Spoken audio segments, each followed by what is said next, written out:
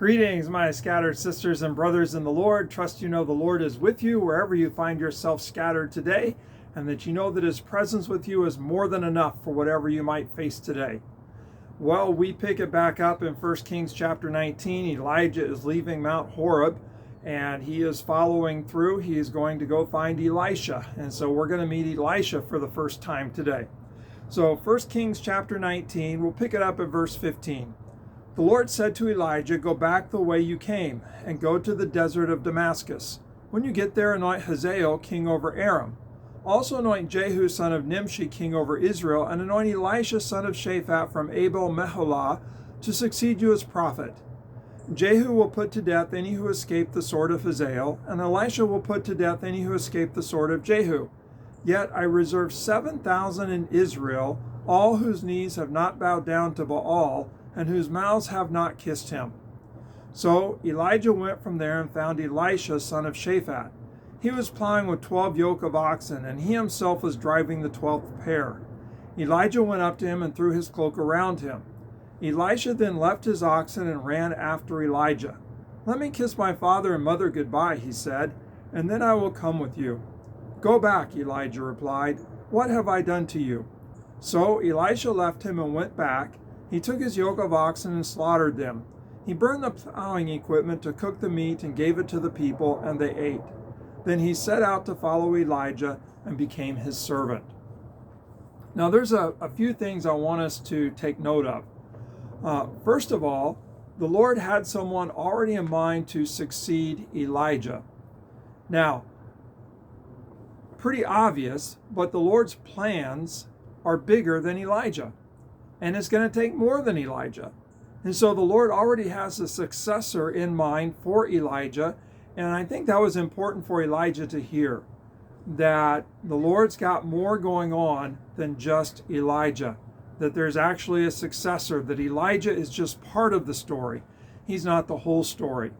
That's good for you and me to remember, that the Lord has a bigger plan, a bigger purpose, that the Lord has successors for us, that the story is bigger than us. The Lord has people, behind us, before us, in front of us. And so good to know that the story is bigger than us. Second thing, and we've already talked about this, but Elijah was obedient. He went back and he found Elisha and he put his cloak around him, calling him into prophetic service. And so he went back. That's a big thing. Third thing I want us to take note of, and this is kind of our main focal point here. The question, what have I done to you? So Elijah puts his cloak around Elisha, and Elisha realizes that there's something big going on here, that he wants to go and tell his parents goodbye, and he's going to follow Elijah. But what have I done to you? Well, kind of an odd question.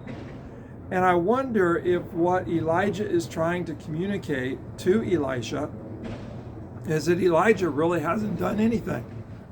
Excuse me. That it is the Lord who is at work in this. That the Lord is the one calling.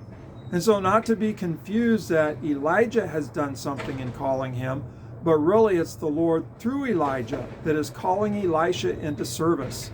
And it seems like Elisha has recognized this. He realizes that this is a life-changing event and that he needs to be all the way in. Looks like he came from a wealthy family, 12 yoke of oxen. He's plowing with the 12th pair, and he's done with it.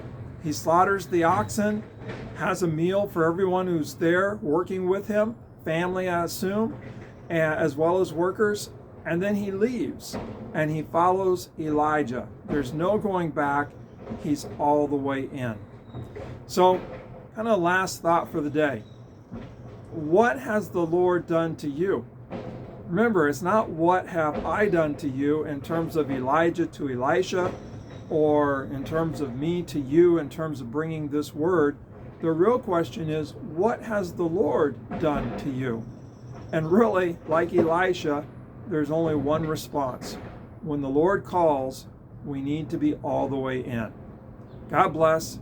Have a great day. Be all the way in to everything that the Lord is calling you to. God bless.